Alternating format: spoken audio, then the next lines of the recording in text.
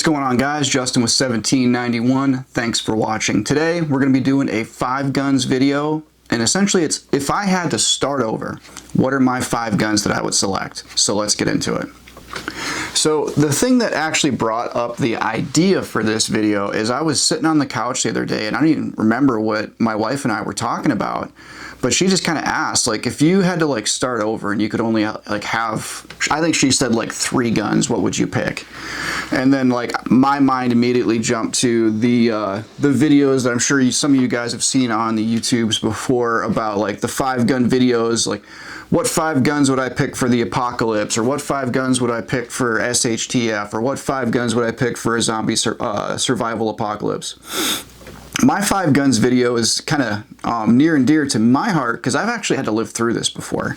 I used to have a lot of guns. As soon as I got out of the Navy, I started going to college, and I also was working full-time at the same time at a gun store, and I could buy anything in the store at cost, and like I was a single Navy guy going through college and working full-time.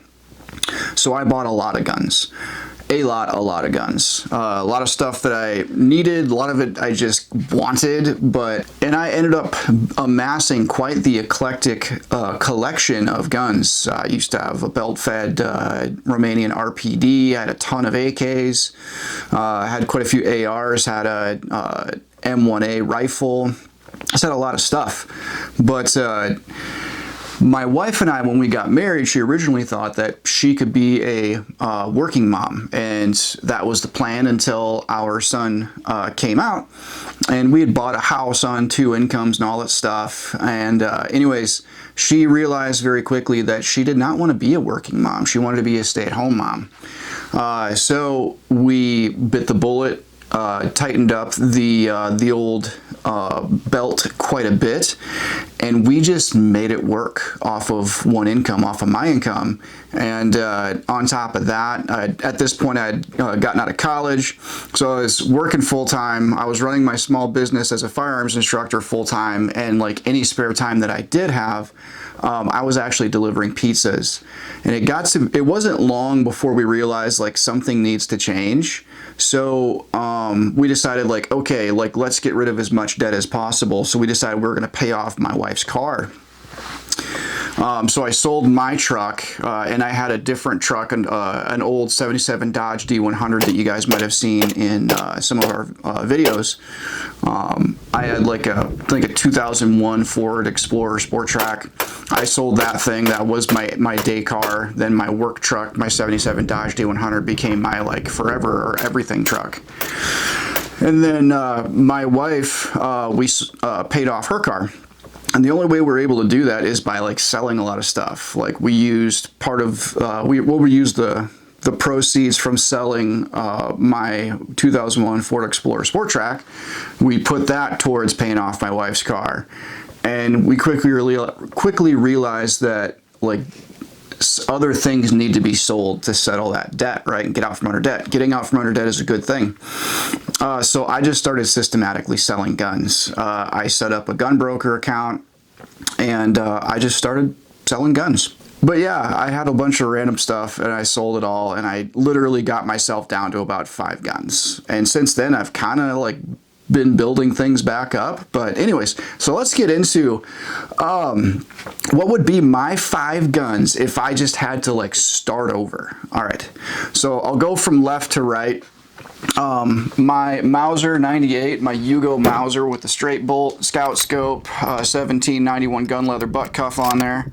I worked up a new load for this thing for next deer season, so that should work pretty good. I got a 170 grain SST, I believe it is. But yeah, that should be a nice load. But yeah, I got a Vortex scout scope on there. Just an awesome deer rifle, very dependable. And like, if you guys have seen my other video about deer season prep, you know that I like to do things old school when I hunt, so that's why I don't hunt with like a brand new Savage or like a brand new Winchester rifle or something like that. I like that old school thing. My old deer rifle used to be this guy. My Winchester 1894 Trapper with the big loop.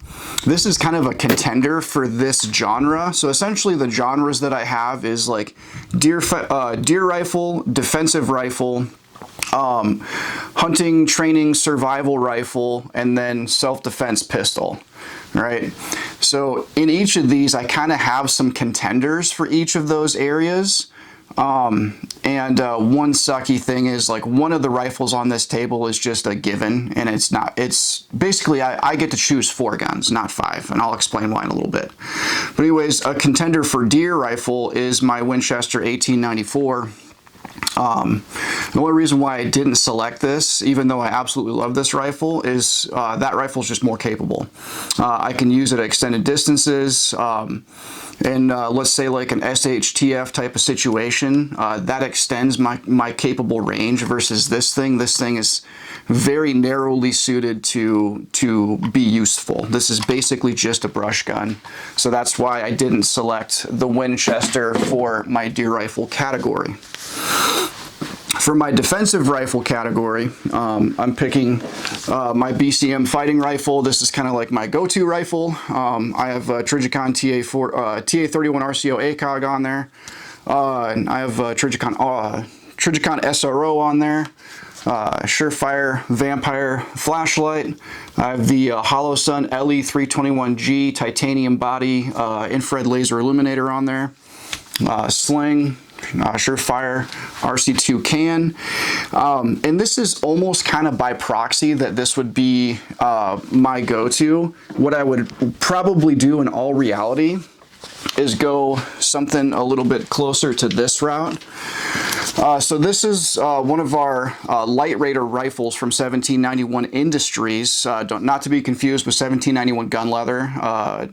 Earlier this year, we did launch a new brand called 1791 Industries, where we have access to a very, very crazy space age metal. It is a metal matrix composite that's 33% lighter than aluminum. So what I would most likely do is I would rebuild this rifle with our Light Raider technology instead of just the traditional aluminum route, and I'd basically have a Light Raider version of this capability. So, and that's really just to knock some weight down off of it, because like having a lighter rifle is just really kind of a big deal, especially after we start stacking more and more weight on the rifle by way of optics and then lights and lasers and all that stuff we put on the rifle to make it more capable. That ends up just making it heavier and heavier and heavier, and before you know it, you basically are carrying an M1 Garand, but it's not a 30-06. So yeah, I would basically rebuild this BCM rifle using all of our Light Raider parts, which I'll probably do that for a video here in the future, just kind of like rebuild my go-to rifle. But yeah, a good solid fighting rifle. Over here, I have my Smith & Wesson M&P 1522. Basically everything up here, it needs to be versatile, in my opinion.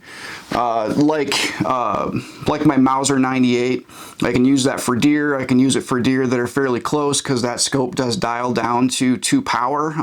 It dials up to 8 power, I believe, too.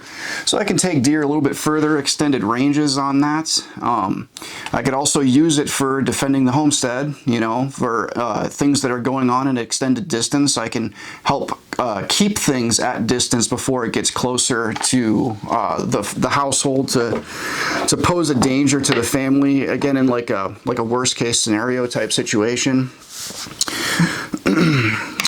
This fighting rifle type setup, I can use it for close, I can use it for far, I can use it at nights. Has a silencer on there so that the flash signature is greatly reduced by having that Surefire RC2 up there.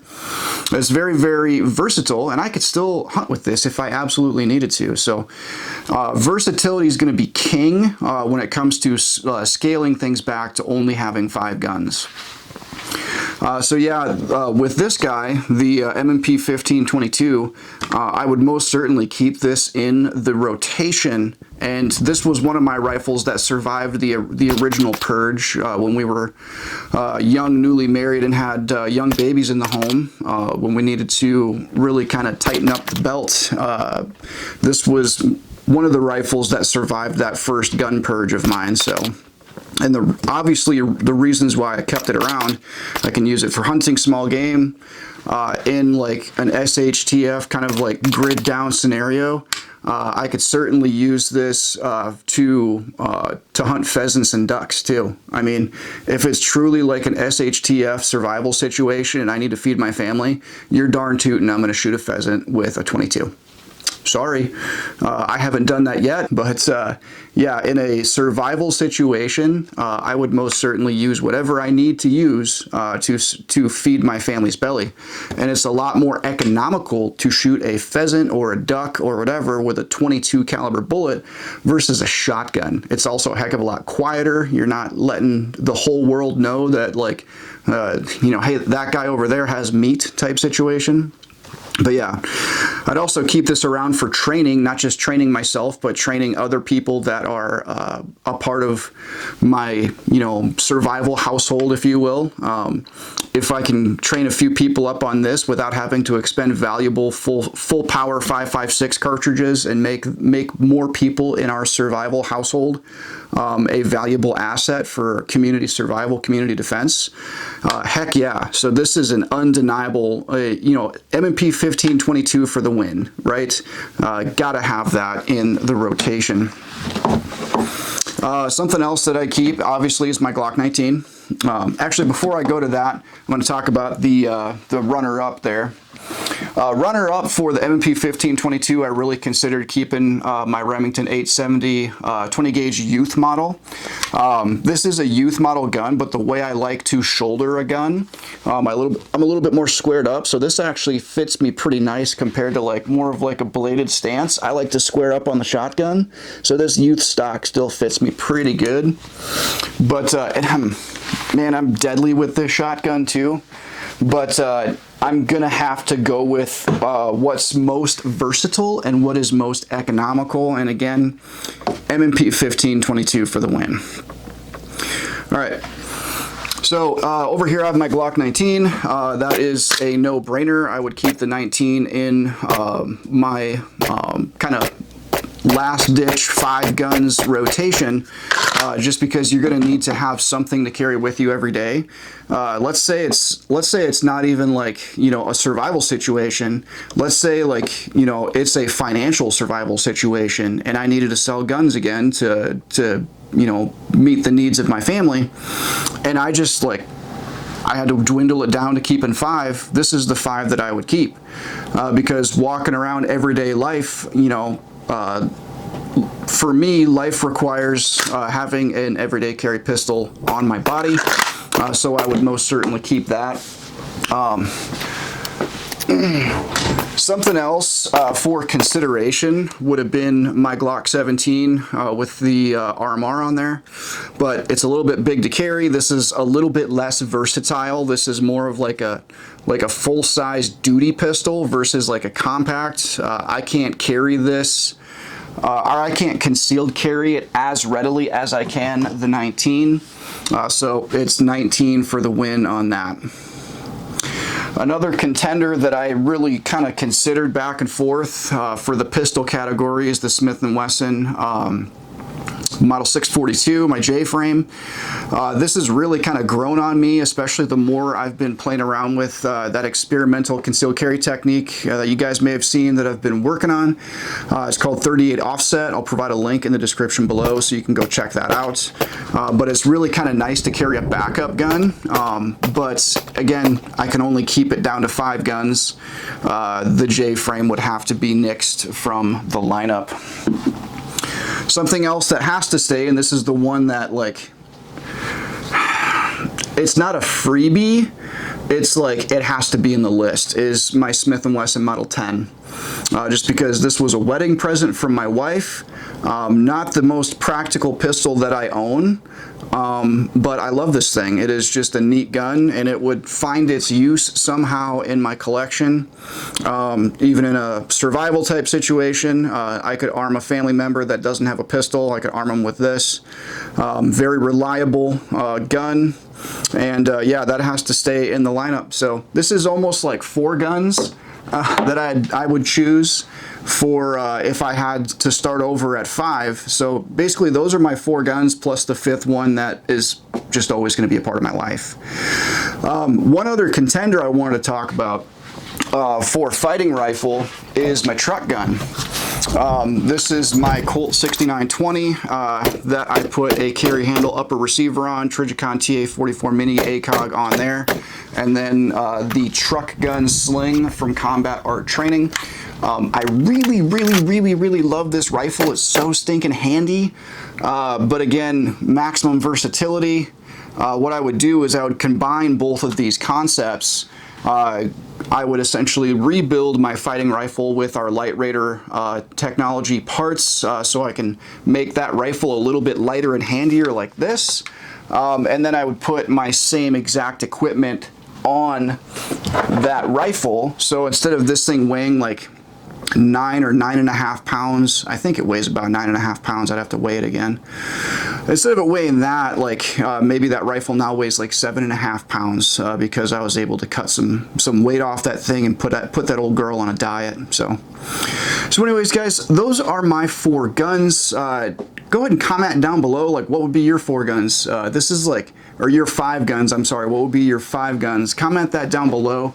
This is kind of an intriguing question. It is, I don't want to say it's fun to think about, because like, it's kind of almost gut-wrenching to think about, but it is kind of entertaining and challenging to think about it. Like, okay, what would I do if I had to start over with 5 guns? Like, what is on the chopping block? What would I have to stay, or what would I have to keep, and why do I need to keep that in the lineup? So again, let me know your thoughts, guys. Comment down below.